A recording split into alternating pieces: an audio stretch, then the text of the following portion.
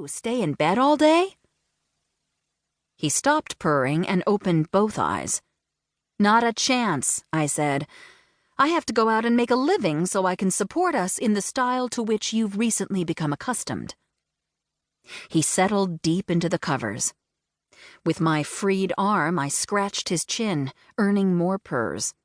Then, grunting a little with the effort, I carefully moved him aside and got up to start the first day of the rest of my life. Halfway to the bathroom, I looked back at Eddie. My first cat. My first pet. My parents hadn't encouraged household animals. My dad was allergic to pet dander. And until I met Eddie, I'd never felt the lack. Eddie yawned wide, laying his ears back against the sides of his head and showing me far too much of his pink tongue. "Cover your mouth when you do that, will you?" I asked.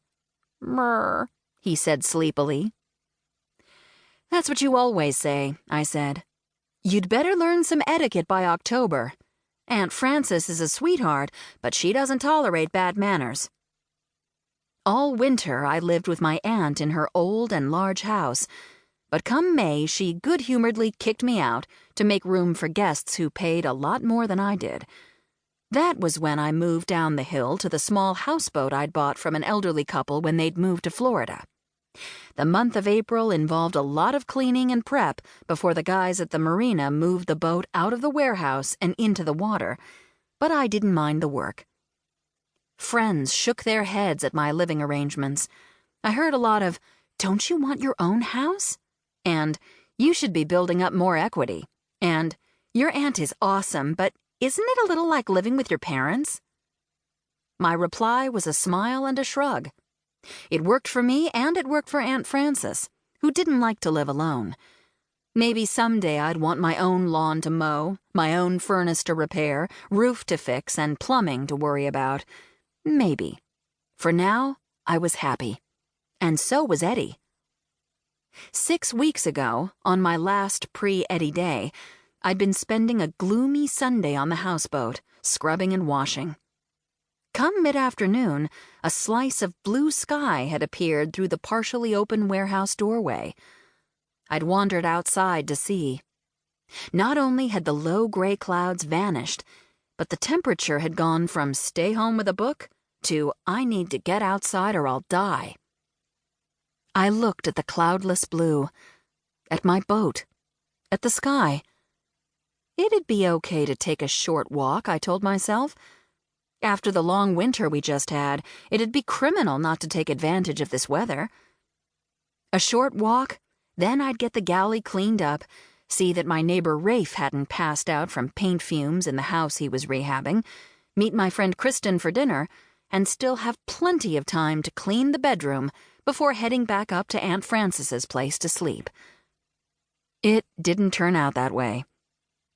My short stroll through the streets of Chilson turned into a long ramble through a nearby park, which became a wandering walk through an old cemetery. No one knew that I liked to spend time in cemeteries. Not my friends or relatives, and certainly not my coworkers.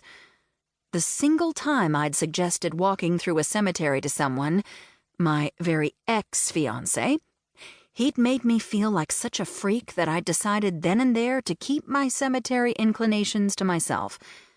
I found cemeteries peaceful and calming in a poignant sort of way, and I always left from them eager to get things done. The appropriately named Lakeview Cemetery was perched on the edge of a hill, overlooking the sparkling waters of the 20-mile-long and 2-mile-wide Janay Lake. That April afternoon, I sat on a bench next to the headstone of Alonzo Tillotson, born 1847, died 1926, and enjoyed the pleasurable sensation that comes from skipping out on chores. "I should get back," I said to the view, not meaning a word of it. "There's a lot to do." Which was true, but Aunt Frances wouldn't mind if I stayed in her house for another week. Her summer boarders wouldn't show up until after Memorial Day. There was plenty of time for me to move to the houseboat. I slid down into a slouch and lifted my face to the sun. "Lots to do," I murmured.